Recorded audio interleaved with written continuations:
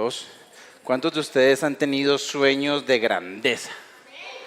Eso, sinvergüenza. Así es que, ¿cuántos de nosotros no jugamos a ser superhéroes, no? ¿Cuántos niños de hace 40 años no se pusieron los pantaloncillos encima de los pantalones y una capa fingiendo ser un superhéroe? Yo lo hacía. Me gané una mano de burlas de los mayores, pero era un niño soñando con hacer proezas, ¿no? Y el modelo que teníamos eran los superhéroes. Los superhéroes que luchan por la justicia, que van de Ciudad Gótica al Salón de la Justicia y del Salón de Justicia a otro lugar. Y ya cuando uno va creciendo, pues va cambiando un poquito el programa, pero de alguna manera el deseo de grandeza va continuando, ¿no?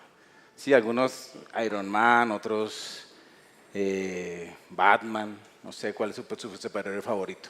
Pero para otros la grandeza no tiene que ver con eso. La grandeza y la plenitud tienen que ver con cosas del corazón, ¿no? Entonces ya se pasa uno de las películas de superhéroes a las películas de amor. Y soñar allí con la princesa que viene a ser rescatada por su galán. Está implícito, por ejemplo, en Mujer Bonita, que es una película de hace mucho tiempo donde una mujer que trabaja en la prostitución, su sueño es que llegue alguien a salvarla, ¿no? Y la película gira en torno a esa mujer valiosa que ha caído en la ruina, en un trabajo que arruina, obviamente, y viene alguien a rescatarla, ¿no? Entonces para ella eso es como su plenitud. Otros puede ser el otro protagonista, ¿no? Donde hay una princesa para liberar, queremos luchar con dragones, contra dinosaurios, contra lo que sea y rescatar. Y ese premio al final, ¿no? Tenerla en los brazos, darle un beso. Esas películas también hacen soñar, ¿o no? Hacen soñar a mujeres y hacen soñar a hombres, no se hagan los que no. Porque sí es así. Y ya de pronto, uno hablando de películas, Napoleón, no sé si la vieron, pero si no la vieron igual, creo que Napoleón no es un nombre desconocido para ninguno. Y Napoleón tenía sueños de grandeza. Incluso él dijo que el asunto no era de estatura, sino de grandeza, porque él era bajito de estatura. El asunto no es de estatura, es de grandeza. Y cuando pasó por el Arco del Triunfo allá en París, se agachó, queriendo transmitir, yo soy grande, ¿no? Y en medio de su grandeza, él anheló el poder y anheló un imperio muy grande. Fue un estratega militar muy reconocido, tal vez por encima de César, por encima de Alejandro Magno, por encima de Aníbal, que venció 9 veces al Imperio Romano. Como estratega militar, hoy en día todavía estudian su forma de hacer la guerra y el deseo de extender su imperio. La grandeza era algo que tenía allí, pero vi la película mi expectativa era mirar sus guerras épicas, porque lo épico está asociado a grandeza. Pero la película busca más mirar como la estructura emocional de él. Y muestran ciertas fragilidades en él interesantes. Y obviamente el gran deseo de amor que tenía con esa historia de amor tóxica, porque más que una historia romántica fue una relación tóxica con Josefina, que después yo no sabía nada de Josefina y me puse a investigar y Josefina era terrible. O sea, no solo Napoleón también. Pero es una historia de amor en un hombre que busca la grandeza y de alguna manera venimos desde niños como anhelando eso. Yo no diría que es un anhelo ilegítimo, creo que es un anhelo, es una necesidad interna del corazón. El asunto es que entramos a un mundo que nos pinta superhéroes, que nos pinta conquistadores, que nos pinta tanta falsedad Y es como entrar a buscar algo valioso sin luz en un mundo de oscuridad, así a tientas, con una serie de voces que nos dicen es por allí, es por allá, como cuando jugábamos a la gallinita ciega que nos vendaban y trataban de darnos orientación. Y hay mucha gente perdida en este mundo buscando la grandeza, y por eso al final de los días, en esa búsqueda, no se encuentra uno con la grandeza, sino con la ruina. Con la ruina. Por eso, la reflexión de hoy la vas a recordar con este título: Camino hacia la grandeza. ¿Alista tus pies? Camino hacia la grandeza. ¿Quieres ir hacia allá o no? Hay que buscarla. Y este hace parte de una serie que estamos trabajando que se llama Liberándonos de la Ruina. Y Liberándonos de la Ruina es, como hemos titulado, la serie del Sermón del Monte. Es una continuación. Dentro de 8 días vas a ver la continuación. No te pierdas la serie. Está mejor que las de Netflix, está mejor que las de esas plataformas. Si no la has visto, conéctate al canal. Yo soy Puerta de Esperanza. Suscríbete, dale like y dáselo a tu familia, porque necesitamos pasar de 600 y pico de seguidores a más de 1000. Tenemos que tener un canal grande. En camino hacia la grandeza, creo que el Señor nos perfila un camino. Y los caminos son transitados por pies. Por eso, la primera característica de estos pies están en el versículo 9 del capítulo 5 del Evangelio de Mateo.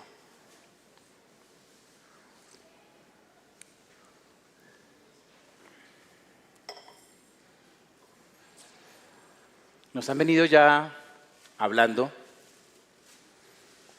Fabián ha venido compartiendo, Cata también, del término bienaventurado, ¿no? Esa plenitud, esa grandeza dentro, esa sensación. Y seguimos en ese orden de las bienaventuranzas.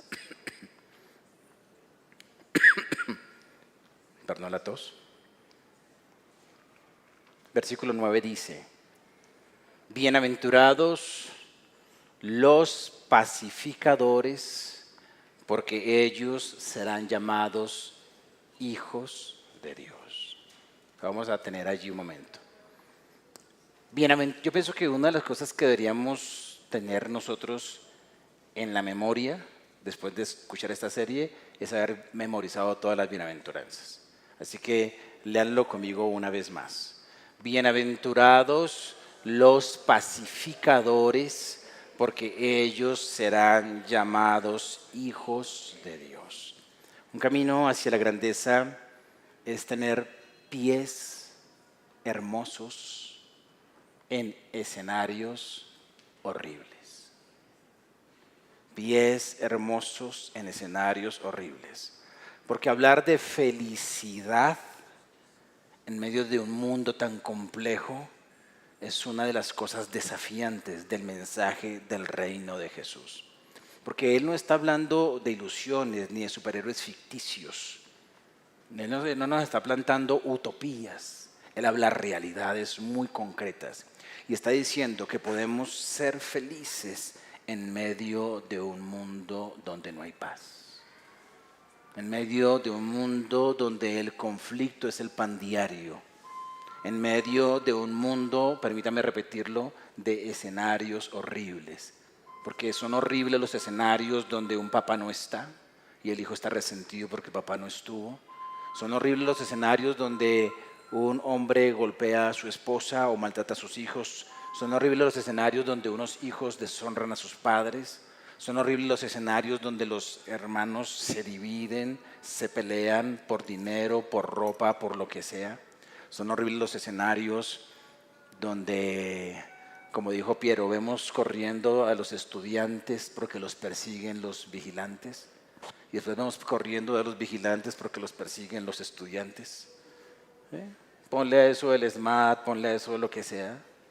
Son horribles los escenarios donde hablamos de la violencia política. Son horribles los escenarios donde se ve tanta corrupción, tanta muerte, tanto homicidio articulado.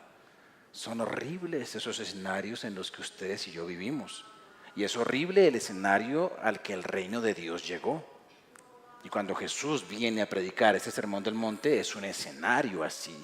Así que es muy desafiante y yo no diría contradictorio, sino yo diría es épico lo que Jesús dice. Bienaventurados los pacificadores, muy felices los que en medio de un mundo violento son pacificadores, muy felices, bienaventurados son. Encontrarás una plenitud, una alegría interna, un regocijo permanente en esta palabra, pacificador. Y eso tiene una recompensa, serán llamados hijos de Dios.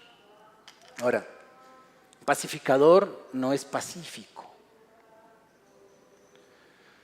no es una persona apacible, no se limita a eso. El pacificador implica una acción y hay que entender que el pacificador no es solo el que no quiere la guerra, sino el que hace cosas por la paz. El pacificador es el que lleva la paz consigo y establece la paz. Eso es pacificador. Pacificador no es la persona que se queda quieta ante la violencia del mundo, que dice yo mejor ahí no me meto, sino que entra en ambientes y con sus pies, con sus pasos, se establece y al estar allí establece la paz. Eso es un pacificador y en esas acciones encontrarás un regocijo profundo, profundo, profundo y verdadero. Ahora, ¿qué tipo de paz? Un día me emocioné mucho porque Lucas, con 4 años, se me acercó y me dijo, papi, mira lo que aprendí. Entonces, fijé en él mis ojos, hizo así. Y yo dije, uy, ahora va a orar. Hizo así. Paz interior. Y soltó la risa y me dijo, lo aprendí en Kung Fu Panda, paz interior. Entonces, aún bajo el término paz, tú puedes encontrar tantos conceptos. Se siente tanta paz cuando te acercas a tal personaje, o tal personaje que salió con un discurso, habló tan bonito de la paz.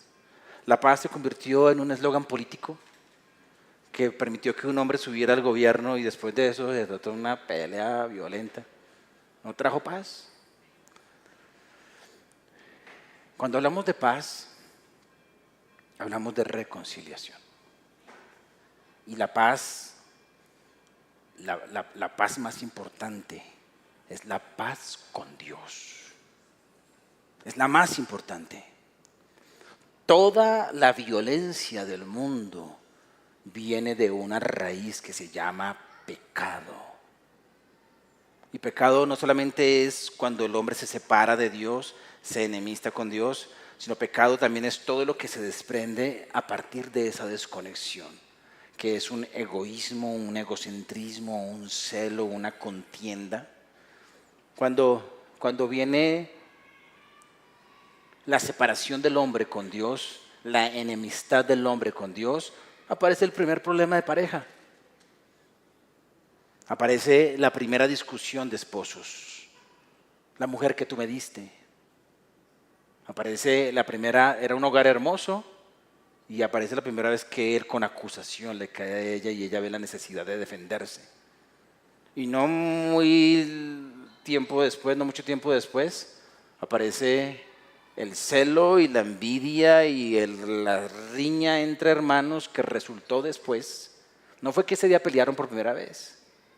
Fue una relación difícil desde pequeños y después el mayor terminó matando al menor.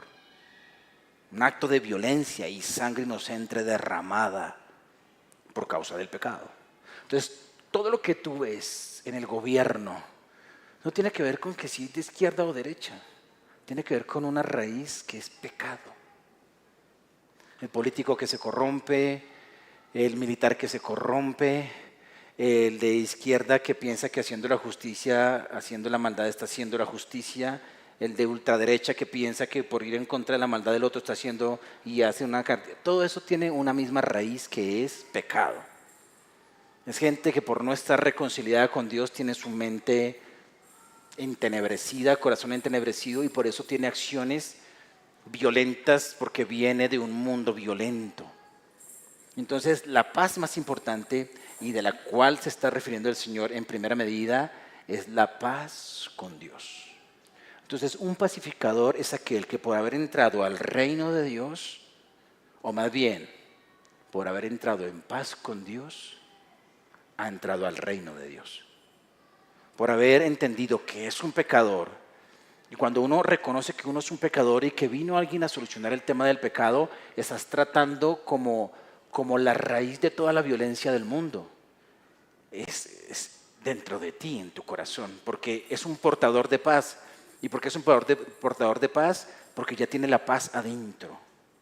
Paz con Dios, ahí inicia todo, y esa paz con Dios te lleva a tener paz adentro, a cómo tus conflictos internos y las batallas personales son ganadas por la paz. Un pacificador es aquel que al entender la reconciliación que el Padre dio con el Mesías, con el Hijo prometido, con el Rey que vino a predicar el Sermón del Monte, logra perdonar. El perdón no es debilidad, el perdón es algo supremamente poderoso. Es un arma muy grande, donde se termina la muerte, donde se termina la violencia. Cuando no hay perdón, hay incremento de violencia, la venganza, la retaliación, el no me voy a dejar, el espéreme más tardecito. La venganza de una manera, la brujería, la hechicería. Muchas de las mujeres hacen brujería, hechicería para vengarse de hombres que les han golpeado. Entonces dicen, no podemos cuerpo a cuerpo, entonces nos metemos con otro tipo de armas. Pero muchas cosas detrás de la brujería está ese asunto de hacerle daño a alguien porque tengo una guerra dentro de mí. Entonces el pacificador es aquel que entendiendo su pecado y cómo por su raíz de pecado uno es envidioso, uno tiene actos de ira, uno tiene actos de enojo, actos de deseo de morirme, de tristeza, de lo que sea, pero uno entiende que la raíz de eso es el pecado y que Jesús vino a pagar eso, y tú entras bajo la cobertura de ese rey que está hablando de ese reino, vas a tener paz con Dios. Y al tener paz con Dios, comienzas a tener paz contigo. La culpa se va, la acusación se cae, la vergüenza se esfuma, desaparece. Y acto seguido, como efecto dominó, empiezas a ver a los demás desde otra óptica. No empiezas a ver enemigos, sino personas que necesitan ser libres como tú lo has sido. Y entonces aparece el perdón y la reconciliación. Por eso el hijo va y le pide perdón a papá y mamá. O el hijo perdona a papá y mamá. El esposo se arrepiente, el padre busca al hijo, porque la paz verdadera entró. Ese es un pacificador. Y es un pacificador que no se queda con una paz egoísta. Paz, aquí aislados del mundo tenemos paz. No. Es alguien que lleva y entra a escenarios violentos, a escenarios de tristeza, a escenarios lúgubres, con pies hermosos, y llevas la paz.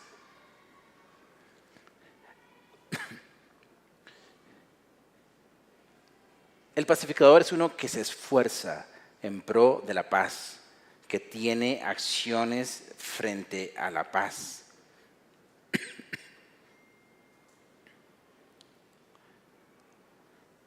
El pacificador es alguien que se ha puesto un calzado, como lo dice Efesios, y es el apresto o el calzado del evangelio de la paz. Esa es la marca de sus zapatillas, esa es la marca de sus sandalias, esa es la marca de sus botas, el evangelio de la paz. Y por eso se cumple lo que dice Romanos, que sus pies son hermosos, porque hermosos son los pies de los que anuncian la paz. Ese pacificador es uno que sigue las pisadas de su Padre, que envió a su Hijo en una acción muy poderosa para lograr la paz entre Dios y el hombre. Por eso dice que reconciliados con Dios. Por eso hablamos de un ministerio de la reconciliación. Y cuando queremos encontrar respuestas a nuestra necesidad de grandeza, de ser esos, yo no diría héroes, yo no diría quiero ser un héroe que vuela, que escupe fuego, no, sino alguien que invierte su vida en lo grande, entonces no encontrarás algo más grande que ser un pacificador. Que entrar a escenarios, cuando tú entras a una casa en la cual no hay conocimiento de Dios, por eso el Señor nos dice, digan paz con Dios, shalom. Y acto seguido tienes que hablar del mensaje de reconciliación, que fue lo que Jesús hizo para reconciliar al mundo consigo. Y al escenario que entres, tú vas a encontrar un escenario triste, horrible. Uno ha entrado a hogares, apartamentos donde alguien se quiere morir. Eso es un escenario donde la muerte está presente. Y tú entras con tus pies hermosos y vas a ver que el Evangelio de la Paz es muy poderoso y saca a la muerte a correr. Tú entras a escenarios donde hay odio en las familias.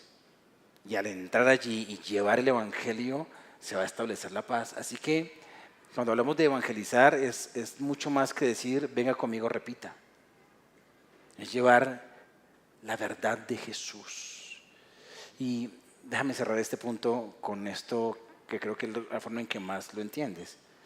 Cuando Jesús llegó a tu vida, ahí empezó la paz. Y tú tienes que echar una mirada hacia adentro tuyo en tus conflictos internos y vas a encontrar que la paz del Evangelio trajo gozo, aunque no hubiera plata, aunque no hubiera persona amada, aunque no estuviera la familia como tú quisieras, pero esa sensación que hace que hoy vengas y cantes, eso tiene que ver con la paz. ¿Quiere decir que ya todo está resuelto? No, puede que esta mañana vengas en conflicto, pero tienes la cruz del Hijo de Dios, tienes todo lo que el Padre nos ha dado en la reconciliación para resolver cualquier batalla de la vida. Por eso un pacificador puede orar continuamente. Un pacificador no es alguien que nunca comete errores. Un pacificador no es alguien a quien no se le salta la piedra, sino que cuando se le salta la piedra, dice no puedo estar así, tengo que orar. Y va y pide perdón. Perdón por la ira, perdón por el enojo, perdón porque volví a pelear, perdón porque... Un pacificador ya no puede aceptar la violencia dentro de él. Cuando la haya, va inmediatamente al arrepentimiento. Y luego del arrepentimiento, entonces viene una paz mayor y una victoria mayor. Yo he tenido que pedirle perdón a muchas personas después de haberlas ofendido. Pero lo cierto es que no he podido vivir un solo día como si no hubiera pasado nada. Si ofendo a alguien por mi violencia, porque amanecí mal, yo no puedo pasar ese día sin arreglar el asunto. ¿Por qué? Porque soy un pacificador, porque me fue dado un mensaje de paz y de reconciliación. Y eso hace que yo vaya primero dentro de mí, buscar continuamente esa paz, y luego vaya a escenarios a dar el Evangelio.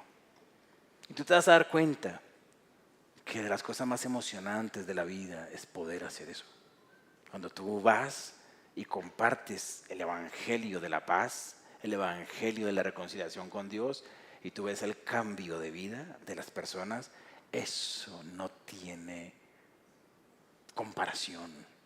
Es un gozo, es una alegría.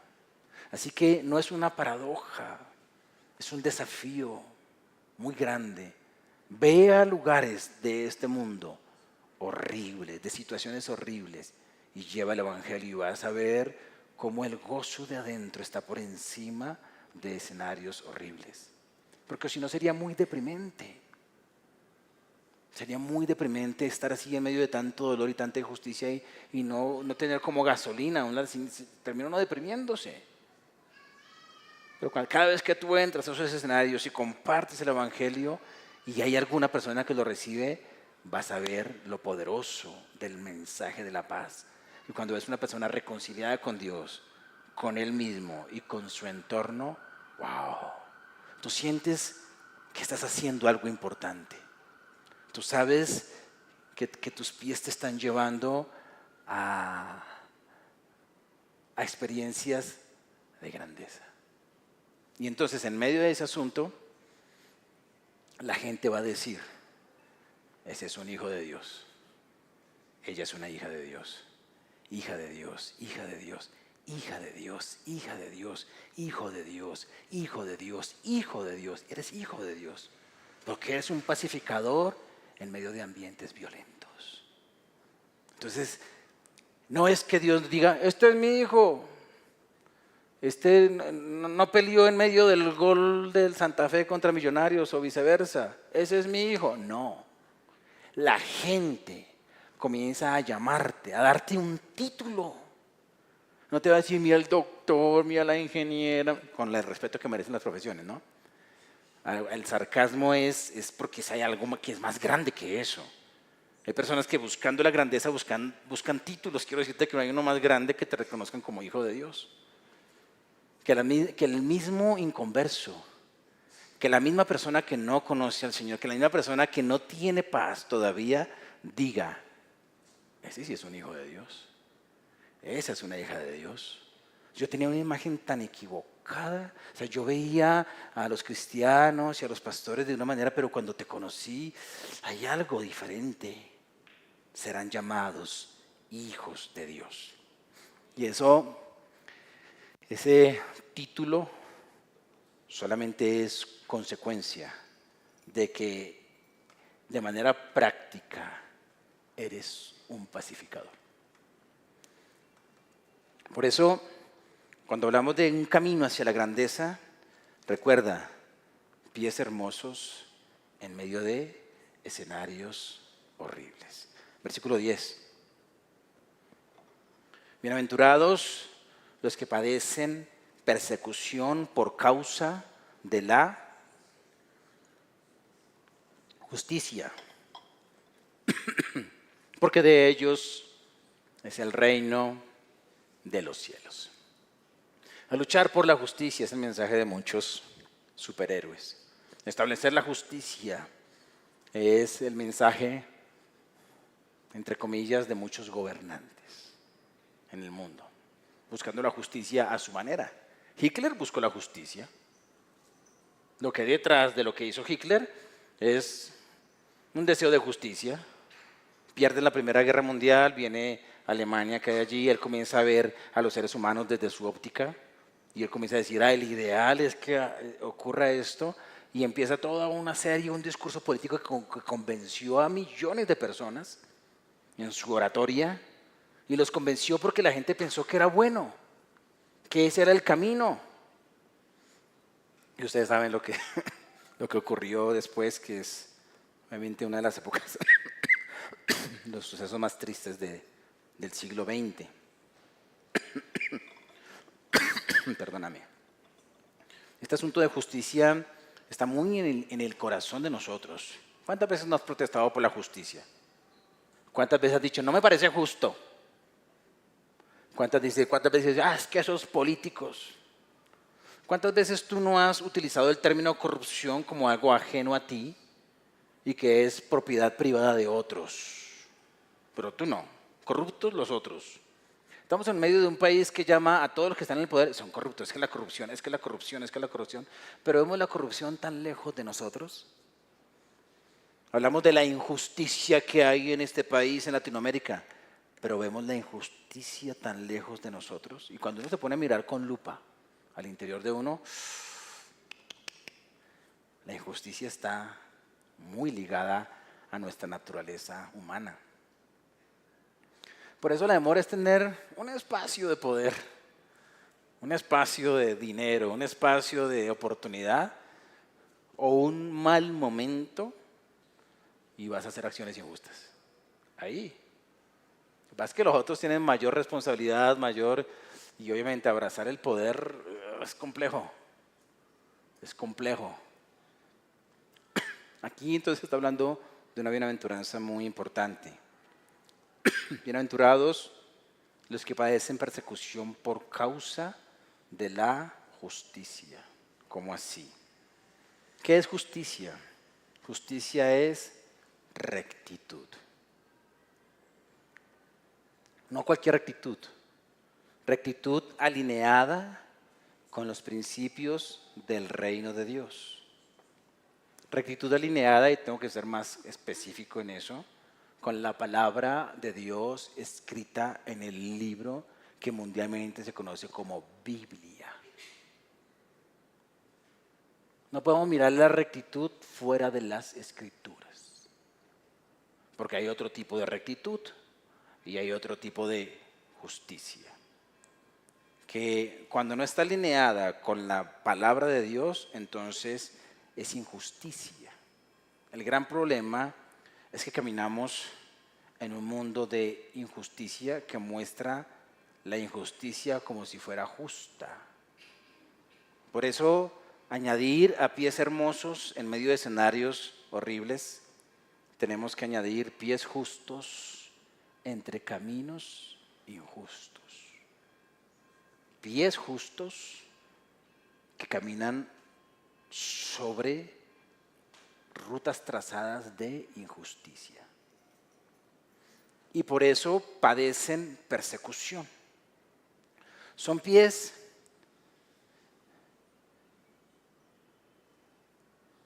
que caminan de una manera personal en la justicia de Dios. O sea, que han corregido su caminar.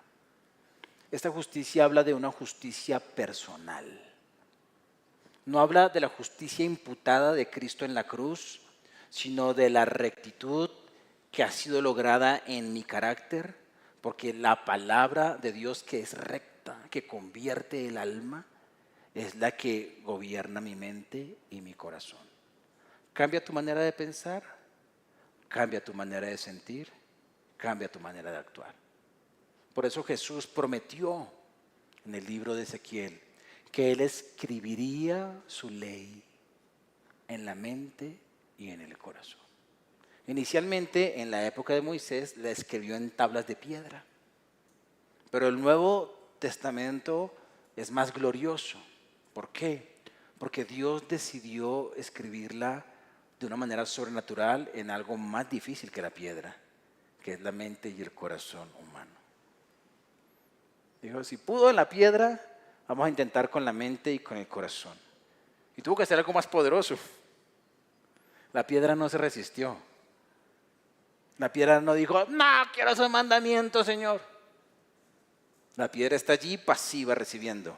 Pero cuando viene el Señor a hacer el Nuevo Testamento, encuentra voluntades, pensamientos que dicen, no me parecen, sí me parecen, ¿por qué esto? Sin embargo, la sobrenaturalidad del Evangelio, porque el Evangelio es poder de Dios, hace que sea posible que Él escriba la ley en la mente y en el corazón. Y cuando eso ocurre, entonces la manera de vivir cambia. Cuando hay áreas de mi vida que están en injusticia, necesitas que el Espíritu de Dios escriba su palabra en tu mente y en tu corazón. Y tú la declares y eso rompe la injusticia en tu vida y en la mía.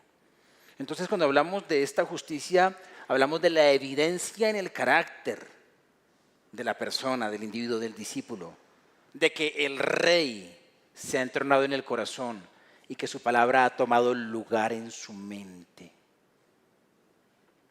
Y eso implica nuestro proceder frente a los dictámenes injustos del sistema. La justicia o la injusticia se define por la verdad o la mentira en la que está cimentada. Y esta persecución que hablan de esta bienaventuranza es la persecución por la falsa justicia del mundo que riñe contra los que caminan en la justicia de Dios. Está diciendo, la persona que decide alinear su vida, su mente, su corazón y por ende sus pasos, va a caminar en justicia. Pero va a caminar en justicia en un mundo de caminos injustos. Y entonces la justicia humana, que es opositora de la justicia divina, va a perseguir al que decide caminar en justicia. Así que te vas a encontrar en una presión, en la presión de un sistema antagónico, de un sistema que te amenaza, que trata de intimidar, que te persigue. ¿Por qué? Porque vives, caminas en los principios de Dios. Los cristianos fueron llamados en el Imperio Romano ateos. Qué ilógico, ¿cierto? Ateos. ¿Por qué? Porque no adoraban imágenes. Ateos. Los cristianos fueron perseguidos por no rendir culto a César como Dios. Porque salió un decreto político y ellos dijeron, qué pena, pero esa es la ley de Roma, pero yo soy del reino de Dios. Y en el reino de Dios adoro únicamente al Padre, al Hijo y al Espíritu Santo. Y entonces, bajo un asunto de son rebeldes, son enemigos del imperio, los persiguieron muy duro. Era un decreto político. La persecución de todos los emperadores fue una persecución política. Los cristianos fueron llamados caníbales. No son caníbales, porque se comían la carne y el cuerpo de Jesús. Y se pegaban de esa frase para decir, son unos caníbales. Entonces, de alguna manera, siempre este tipo de violencia va a perseguirnos. Ahora, ¿cómo nos llaman a los cristianos? Voy a decirle una de tantas. Homófobos. Entonces tú dices, soy cristiano o soy cristiana y ya te encasillan donde, ustedes practican la homofobia. Ese es un término. Y entonces buscan frases como, ¿qué piensas de esto y qué piensas de esto? Porque está establecido ya en la mayoría de las naciones del mundo algunas cosas y eso va a continuar. Donde te dices que tú no tienes amor, que es un discurso de odio. Y todo eso está dentro de un marco de justicia.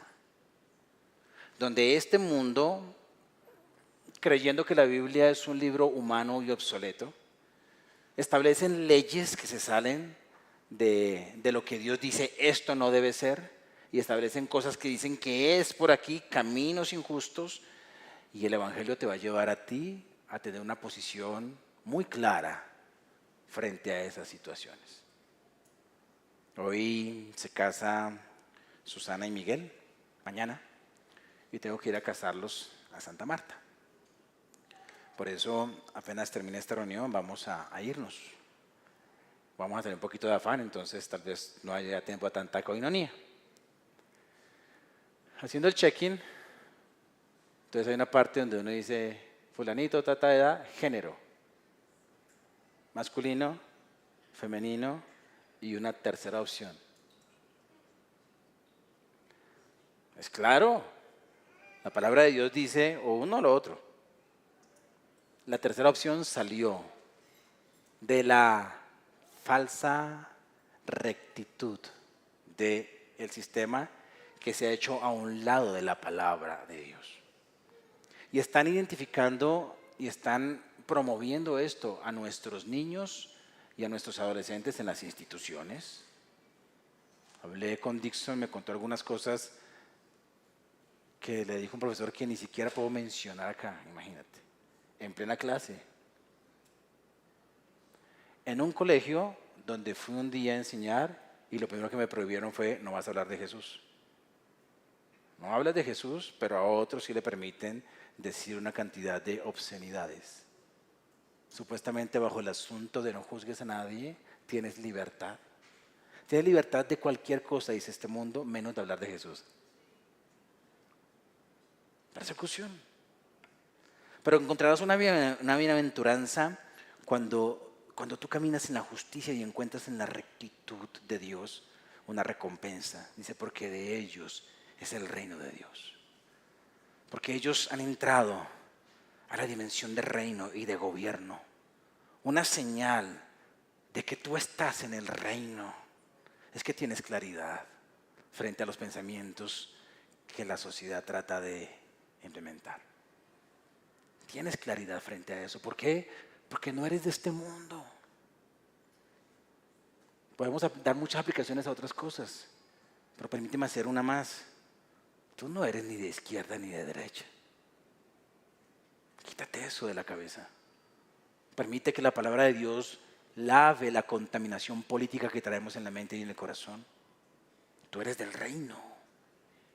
Y tu justicia y tu proclamación de justicia y tu hambre y sed de justicia no puede venir de la filosofía de partidos políticos.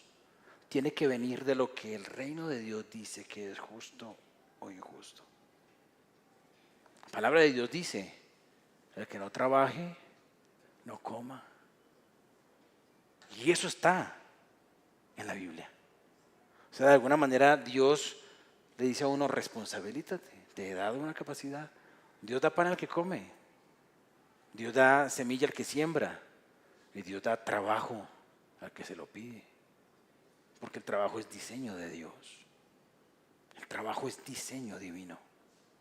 Ahora, el trabajo está pervertido, el concepto de trabajo. ¿Para qué trabajas? Eso es tema de otra prédica. Pero aún en el trabajo podemos mirar, en la Biblia podemos mirar qué es el trabajo y para qué es el trabajo. Entonces a veces llamamos a la justicia, a la injusticia, desde lo que hemos escuchado de la política, no del reino de Dios. Y yo creo que toda persona, está Jesús en el monte allí, ya lo han compartido, y es como que está dando una ley, y ahí está la gente al borde de la montaña, él está diciendo, este es el mensaje del reino, y aquí viene el mensaje del rey. ¡Prum! Abre las puertas, y dicen, ustedes que quieren vivir en la justicia de Dios, esa es la entrada al reino, el reino es de ustedes, vengan. Y eso que implique, lávense la mente de filosofías políticas. Ah, que tú eres publicano, quítate eso a la cabeza. Ah, que tú eres celote, quítate eso a la cabeza. Ah, que tú eres romano, quítate eso a la cabeza. Que tú eres judío, quítate eso a la cabeza. Ah, que tú eres de Petro, quítate eso a la cabeza. Que tú eres de Uribe, quítate eso a la cabeza. Quítate eso. Porque eso ha sido una sombra que ha contaminado conceptos de justicia. Es mucho más que eso. Es cómo vamos a la palabra, a lo que Dios está haciendo. Y si no te quitas esas cosas, se va a contaminar el mensaje en tu mente, se va a torcer. La injusticia es lo torcido, la justicia es lo recto. Y tú tienes que mirar tus posiciones desde la rectitud de Dios. Así que tú puedes estar en la política, en la televisión, en los diferentes medios, con rectitud. Puedes estar en el arte con rectitud. Puedes estar en todos los escenarios injustos con tu justicia. Y llegará un momento donde tu justicia te permitirá permanecer allí íntegro como permaneció Daniel en medio de Babilonia. Íntegro. O la misma justicia te lleva a decir, prefiero morir. Cuando la ley de Babilonia le dijo, o esto o el foso de los leones. Él dijo al foso. Por eso Daniel Dios es mi juez. Porque él vivió en la justicia. La justicia le permitió a él, cuando le dijeron, ¿qué quieres? ¿Morcilla o qué quieres? Este pulpo o estos camarones. Él dijo, no, yo no quiero eso. Yo quiero legumbres. Es lo que debo comer. Entonces se enfrenta frente a un sistema no siendo él, yo entré en un chicharrón y la vida prefiero morir a comer chicharrón. No encontramos a un Daniel así. Encontramos a un Daniel perdón, que se está enfrentando a escenarios políticos, pero que sabe moverse allí, en medio de caminos injustos, siendo justo. Eso es tremendamente poderoso. Yo creo que toda persona que entra en la política tiene que mirar a Daniel como un modelo. Porque él sabe proponer y propone desde la verdad que tiene en su cabeza. Él sabe que la persona que fue puesto allí no tiene la luz del Levítico para él. Entonces le está diciendo, vea, esta chuleta está buenísima, cómasela que... Y él dice, no, ¿por qué? Porque tiene otros. Pero es misericordioso con el otro, sabiendo que el otro no tiene la verdad. Entonces no entra como, tú eres impío, infiel y yo soy el justo de Dios. No. Sino que en medio de esos caminos torcidos, uno dice, no es por ahí, es por aquí, no es por ahí, es por aquí, no es por ahí, es por acá. Y logra que cambie la dieta. Logra el cambio, la praxis de una norma de un rey, la logra cambiar, la práctica. ¿Qué buscan? Que estemos sanos, tengo un camino mejor. Bueno, intentémoslo. Después de 10 días los encontraron mejor. Dijeron, oye, funciona. Ese es alguien justo que camina en caminos de injusticia. Porque si fuera solamente el sean justos, pues sea justo y el Señor nos quita de este camino y nos lleva. Pero Dios necesita que se metan nuestros pies en caminos de injusticia.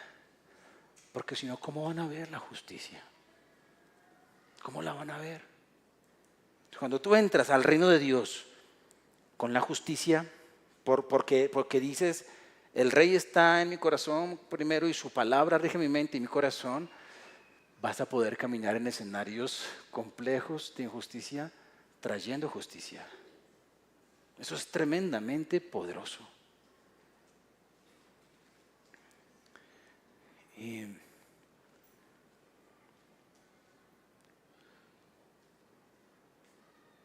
Pero cuando en ese mismo imperio otro gobernador y bajo la manipulación política del momento se estableció algo que Daniel no podía dejar de hacer, ya, prohibido orar y adorar al Señor. Nada. Su misma justicia los lleva a morir, si es necesario. Y a eso el Señor lo llama bienaventurado. Encontrarás un placer profundo, un gozo permanente, algo que va más allá de la risa, que va más allá de la carcajada, una situación en el corazón. Cuando eres perseguido porque eres recto. Porque tú puedes evaluar las situaciones y decir, lo he hecho bien. Porque si tuvieras que estar en algún momento bien complicado, la cárcel o lo que fuera, y tú revisas tu vida y dices, ¿qué pensarán mis hijos de mí? Mi esposa de mí. Y dices, estarán orgullosos porque estoy haciendo lo recto. No tengo nada que esconder. Estoy siguiendo la justicia. Ahí vas a encontrar grandeza.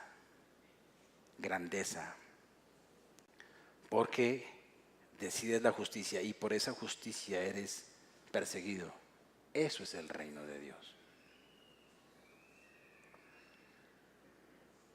Luego sigue el versículo 11 y 12. Aquí hay un cambio de pronombre muy interesante, porque tú hasta el momento has leído bienaventurados y hay una serie de características.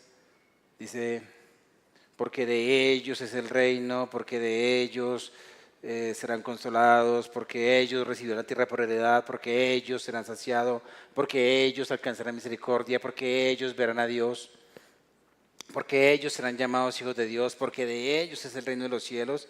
Pero aquí en el 11 mira, dice, bienaventurados sois cuando por mi causa os vituperen y os persigan. Quítale el os y el eis del españolete. Ya no está diciendo bienaventurados los, sino está diciendo bienaventurados ustedes. Bienaventurados serán. Es como que el Señor está hablando a la masa crítica. Los. Pero llega un momento donde su dedo afirmador, no juzgador sino afirmador, señala y te dice, eres bienaventurado, tú que me has seguido, que has dicho sí, tú tú también, tú y tú. Ya no es como tan general, sino que lo personaliza directamente a los discípulos. Como que está enfocando los lentes a algo muy importante. Dice, bienaventurados sois cuando por mí. Bienaventurado eres cuando por mí. Está hablando de cosas muy lindas. La justicia, la misericordia. Pero aquí, ya después de haber mencionado cosas tan lindas, principios del reino, se señala a Él mismo. Y probablemente habían varios fariseos ahí. Y varias personas que aún no sabían a quién tenían al frente. Porque Jesús está empezando. Y coge y dice, cuando por mi causa. Cualquier podría decir, uy, no, pues tan orgulloso, tan vanidoso. No, es un asunto de ego de Jesús. Es un asunto de la verdad, la veracidad del Señor. De su mensaje contundente, de su mensaje sin maquillaje. De su mensaje directo. Donde su mensaje de la verdad que va obviamente a incomodar todas las mentiras del mundo. Bienaventurados sois cuando por mi causa os vituperen y os persigan y digan toda clase de mal contra vosotros mintiendo. Gozaos y alegraos. ¿Por qué? Porque vuestro galardón es, dígalo conmigo, grande. Di estas dos palabras, galardón grande. Para todos los que desde niño hemos deseado la grandeza, aquí está el camino. Porque vuestro galardón es grande. Y aquí la palabra grande es, no hay nada más grande que ese galardón. Ningún título humano, ninguna victoria económica, ninguna victoria emocional, sentimental. No hay nada que supere esto. Cuando por la causa de Él os vituperen, os persigas, tengas que pagar cualquier precio. Dice, regocíjense, no olviden de la bienaventuranza, alégrense. Sentirán el dolor, claro lo sentirán, pero pongan su mirada más allá. No en el momento, sino al final de los tiempos. Porque una mirada grande es aquella que se proyecta, eso es tener visión. Y no hay una visión más grande, no hay una meta más grande que tener un galardón. ¿Y cuál es el galardón? Es que encontraste una causa por la cual vivir y una causa por la cual morir. Porque eso es el cristianismo. El cristianismo no es la palanca para lo que tú quieres. El cristianismo es lo que tú quieres. El cristianismo no es la plataforma que Dios puso para que tú te pares sobre ella y alcances la grandeza. El cristianismo es la grandeza. Jesús no es el que está aquí para ayudarte a que tu vida sea mejor o más feliz. Jesús es tu felicidad. Él, cuando por mi causa, gozaos y alegraos porque vuestro galardón es grande, porque así persiguieron a los profetas que fueron antes de vosotros. Pies hermosos en medio de escenarios horribles. Pies justos entre caminos injustos, en este camino hacia la grandeza. Pies que persiguen la mayor de las causas. Y tú encuentras que cuando tú persigues tus pies, la mayor de las causas, que es Cristo, serás perseguido.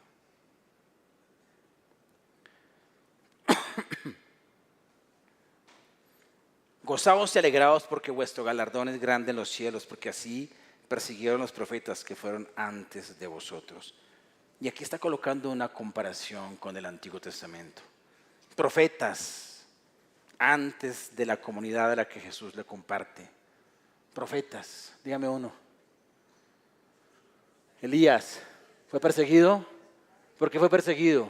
Elías, por decir Jehová es Dios, no Baal, no Jezabel, Jehová es Dios, perseguido. Otro profeta. ¿Ah? Jeremías. Dice, vengo en nombre de Dios. Enderecen sus caminos. Vengo en nombre de... Y le cogió y le dieron. Los profetas fueron aquellos que se pararon. Está Dios allí y está el profeta delante de Dios o delante de las personas, hablando de parte de quién, de Dios. Ahora aquí está Jesús en el monte y están sus discípulos que van a llevar el evangelio de la paz, que adoptan en su carácter la vida, el estilo de vida del reino y que van a hacer una tarea porque encontraron la mayor de las causas, que es hablar de Cristo. Entonces, él dice, así como los profetas fueron perseguidos por hablar de Dios, así ustedes también, por hablar de ¿quién? De Dios. Y en pleno sermón del monte está diciendo, señoras y señores, yo soy Dios. Y claro, tú escuchas ese mensaje, o lo crees o lo odias. Tú ves a Jesús superior a Moisés, entregando algo mayor que lo que fue el Levítico, reconociendo el valor del Levítico, pero esto es mayor que el Levítico. Y está diciendo, los profetas fueron perseguidos por hablar del camino de Dios, ustedes van a hablar de mí, y al igual que ellos serán perseguidos, porque yo soy Dios. No hay mayor causa que cuando tú encuentras a Dios y dices, tú eres mi causa. Y aquí hay una perversión en el evangelio actual. Encuentras a Jesús y no encuentras la causa por la cual vivir, por la cual ser feliz, por la cual morir, sino encuentras como el que se encontró la lámpara de Aladino. Quiero que hagas, quiero que hagas, quiero que hagas, quiero que hagas. No es ese el evangelio. Por eso no hay mucha bienaventuranza hoy en mucho escenario cristiano en Occidente, porque se nos ha olvidado que ya nos encontramos con aquel por el cual vale la pena vivir, morir, sufrir, vale la pena. Y cuando tú entiendes que Él es la causa, los conflictos, cuando tú encuentras una causa, tus conflictos existenciales terminan, porque sabes de dónde vienes, quién eres, para dónde vas, porque encuentras algo mayor que perseguir. Ya no persigues el amor romántico como la clave de la felicidad. Ya no persigues el dinero, la posición económica, como dice la película, en busca de la felicidad. Tú encuentras una causa mayor. Y el Señor está diciendo, cuando me veas a mí como tu causa, serás feliz. Aunque se venga el mundo en contra. Permíteme leer una carta en todo lo que es contrario a la grandeza, que es la ruina.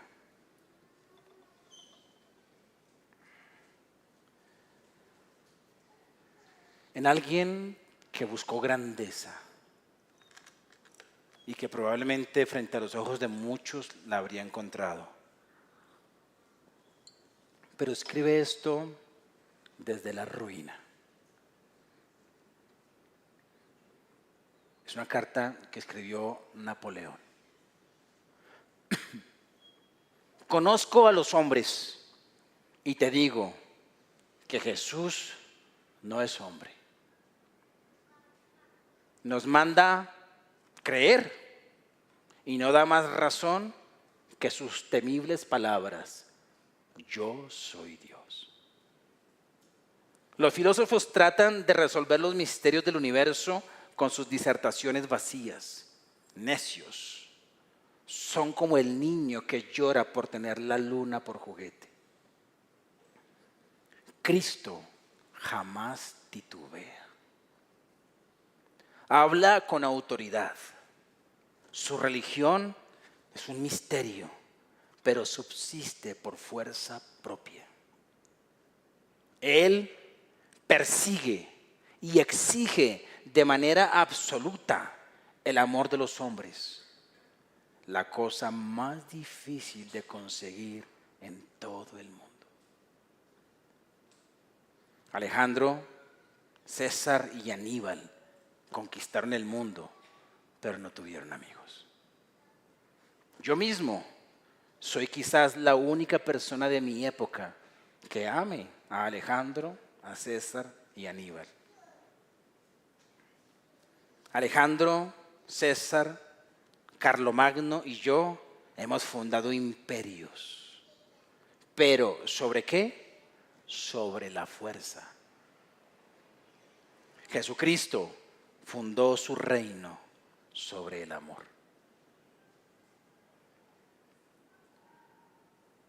Y en estos momentos hay millones que darían sus vidas por Él.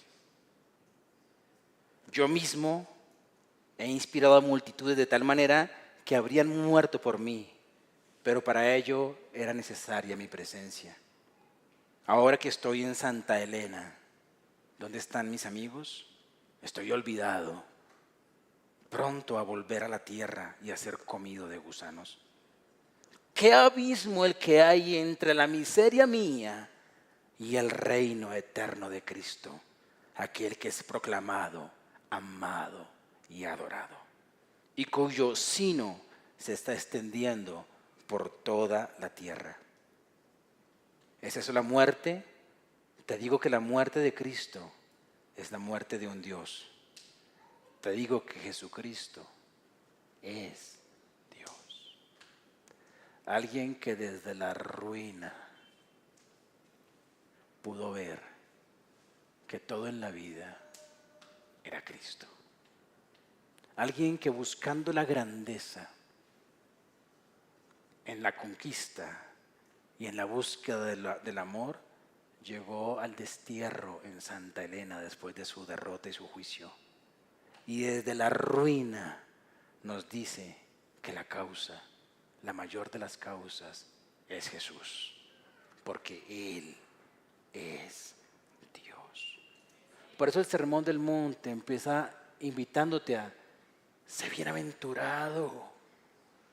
Y por eso termina diciendo la palabra: el que me oye estas palabras y no las hace, terminará en la ruina.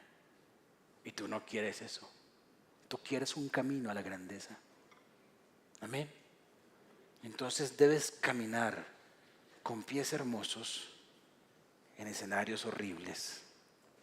Y esos son los que llevan el Evangelio a casas, a vidas, a lugares, a ámbitos, y predican la reconciliación. Tú debes caminar hacia la grandeza, tomando la palabra del reino de Dios y diciendo: voy a alinear mi mente y mi corazón y todo lo que sea necesario a la rectitud de la palabra. Y número 3, mi causa por la cual vivir y por la cual morir, y por ende mi causa de felicidad y gozo permanente es Jesús. ¿Por qué? Porque Jesús es Dios y a Él le amo, a Él persigo y a Él le sirvo. Todos los que son bienaventurados, pónganse de pie. Padre, gracias por tu palabra hermosa. Gracias por venir a la tierra, pararte en un monte y mostrarnos el camino a la grandeza y a la felicidad. Gracias, Señor, por llegar a las laderas donde estábamos, a los lugares de dolor, de tristeza, y utilizar los pies hermosos de alguien para darnos el Evangelio. Gracias, Señor. Gracias, bendito Dios, por darnos la paz con Dios, la reconciliación, Señor. Amado Señor, trabajar es necesario, estudiar es necesario en este mundo, pero que no olvidemos, Padre, que la acción más importante es la de ser pacificadores, Señor. Es decir, aquellos que porque poseen la paz, que porque poseen el mensaje de reconciliación, lo establecen en vidas y en personas, Señor. Gracias, bendito Señor. Gracias, bendito Rey, porque los pacificadores serán llamados hijos de Dios. Pero también perdónanos porque hemos caído en la trampa de los llamados, de los títulos, y hemos deambulado por el concepto de soy líder, no soy líder, de buscar una posición, un renombre, Señor, y aquí nos muestras un camino diferente. Y es que las personas que están en la oscuridad empiezan a ver la luz cuando vean nuestro caminar y digan, es pacificadora, es pacificador. ¿Por qué? ¿Porque no pelea con nadie? No, además de eso, además de tener buenas relaciones, es porque no callamos el mensaje. No callamos el mensaje. No callamos el mensaje. No callamos el mensaje. Y te preguntas cómo. El Salmo dice, abre tu boca, que yo la llenaré. Te daré palabras, palabras. Pero no calles el mensaje. Vas a ver el poder de Dios, la gracia de Dios, la sabiduría de Dios, cuando abres tu boca y hablas de la reconciliación. Padre, como a Jeremías, que empezó su llamado diciendo, yo no sé hablar. Así tú no vas a decir más, yo no sé hablar, porque vas a decir todo lo que Dios quiere que tú digas. Bendícela, Señor. Bendícela. Pacificadores, Señor. Pacificadores. Pacificadores en medio, bendito Señor, de un mundo de violencia. ¿Sabes lo que es? ¿Sabes lo que es una armadura? ¿Sabes lo que es un traje militar? ¿Sabes lo que es tener armas en las manos? ¿Sabes? Y Dios te puso en escenarios violentos, con una armadura espiritual, calzado con el evangelio de la paz, llevando paz a la persona. A veces vemos la guerra como algo tan grande. No, la guerra está en individuos y en corazones que están cerca a ti, que necesitan el mensaje. Señor, dale gracia, dale sabiduría a aquellos muchachos que están allí, a aquellas personas que están alrededor de Él, en aquel lugar, Señor, porque Él es un pacificador. Es un pacificador que se viste, amado Señor, con trajes, amado Rey de gloria, de guerra. Pero es que eso es, bendito Señor, la violencia de este mundo se gana con un mensaje más violento, que es el del perdón, el de la reconciliación y el del amor. Úngelo, Señor, y protégelo en medio del contexto donde está, Padre, en el nombre de Jesús. Gracias, bendito Señor, porque la paz empieza adentro, Señor, donde fuimos golpeados, Dios, donde la violencia se descargó cuando éramos niños, niñas, con palabras, con acciones de personas cerca. Bendito Rey de gloria, pero tu evangelio de paz, Señor, trae paz primero adentro del corazón, donde se ganan las batallas internas, las batallas personales, las batallas allí, semillas que tratan de producir en uno ira, enojo, tristeza, rabia, odio, Señor. Pero tu evangelio de paz, de yo te amo, de yo te perdono, de yo me sacrifico por ti, de aquí estoy para ti, gana la batalla al fin, Señor. Trae sanidad, Dios, trae sanidad, porque el evangelio de paz trae sanidad al corazón, Señor. En el nombre de Jesús, bendito Dios, bendito Rey celestial. Gracias, bendito Rey de gloria, porque fuimos llamados a rectitud, a una vida recta, Señor. Una vida guiada, Señor amado, por la verdad tuya establecida en la mente y la verdad tuya en el corazón, Señor. En el nombre de Jesús. Hambre y sed de santidad, hambre y sed de rectitud, hambre y sed de darte el mejor incienso, hambre y sed de vivir para ti, hambre y sed, hambre y sed, hambre y sed, donde la brújula tuya para las decisiones es tu santa palabra, Señor, en el nombre de Jesús. Gracias, bendito Señor, bendito Rey de gloria, bendito Señor, porque tú tienes un camino recto para Él. Amado Dios, que Él encuentre una causa en ti, en Cristo, en el Dios que le ama, en el Dios que lo cuida. Hay cosas que no entiende, Hay cosas que no son claras para él, Señor, pero tú estás allí, haz de claro el camino. Así como habían muchos allí en la ladera de la montaña escuchando esto, Dios, y no era claro, bendito Dios, para ellos, amado Rey de Gloria. Hay muchas cosas que para nosotros no son claras y para Él no. Te ruego, poderoso Dios, que sus preguntas, las preguntas de su mente y de su corazón sean resueltas por ti, por tu gracia, porque tú le amas, tú le amas, tú le amas profundamente. Que la perfección y el poder de tu amor sean aquí, bendito Señor, en el nombre de Jesús, en el nombre de Jesús. Gracias, porque tú eres la causa. Por ti vivimos, Señor. Dile al Señor, tú eres mi causa. Dile al Señor, Señor, tú eres el centro. Dile, Señor, quiero remover del centro de mi vida todo lo que no debe ser el centro. Dile al Señor, encontré una causa que eres tú. Encontré una causa. Si no la has encontrado, dile, yo quiero que tú seas mi causa. Tú eres nuestra causa, bendito Señor. Y hay un galardón, bendito Dios, un galardón, bendito Señor, Rey de Gloria. Hay un título precioso, ser hijos de Dios. Hay un reino al que pertenecemos, que es el reino de Dios. Y hay un galardón en la eternidad que está ya en las manos del Padre. Ahí está el galardón, Él lo tiene. Es como que algo nos espera, algo muy lindo.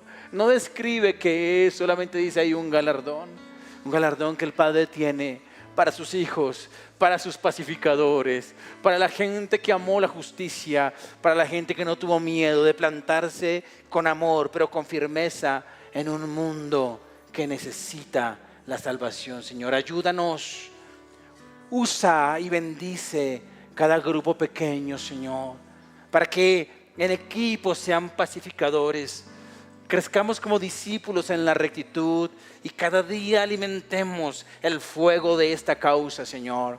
Usa, Padre, a quienes escuchan, bendito Señor, esta transmisión, Padre, para que encuentren, bendito Señor, el camino a la grandeza, que es un camino, bendito Señor, de pies hermosos en medio de escenarios horribles. Padre de gloria, de pies justos en medio de caminos de injusticia, bendito Señor, y pies que persiguen la mayor de las causas, que es Cristo. Gracias, bendito Señor. Queremos ir camino a la verdadera grandeza. Amén y amén. Toma tu lugar, por favor.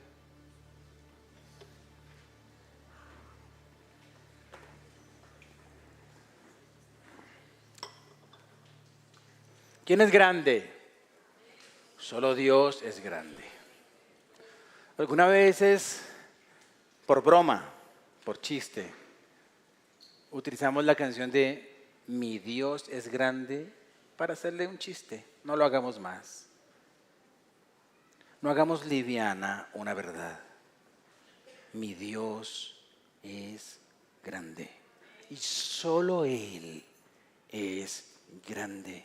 Y nuestra grandeza está en seguir sus pisadas, porque tenemos un gran Dios, que como lo dijo Napoleón, debe ser amado y adorado. Por eso lo adoramos. Adoramos a un gran Dios cuando le damos ofrendas. Nota lo poderosa que nuestra ofrenda, nuestro diezmo es la respuesta, es la fe, la confianza de decir, tenemos un gran Dios. Por eso no tememos ni desconfiamos en dar lo que el mundo busca a veces como grandeza, lo ponemos a sus pies, porque solo Él es grande. Ese es uno de los sentidos de ofrendar y diezmar, es reconocer la grandeza de un Dios ante los pies de quien colocamos todos los reinos de la tierra. En el nombre de Jesús. Entonces ven con esa actitud y adora con tus ofrendas y diezmos a un Dios grande.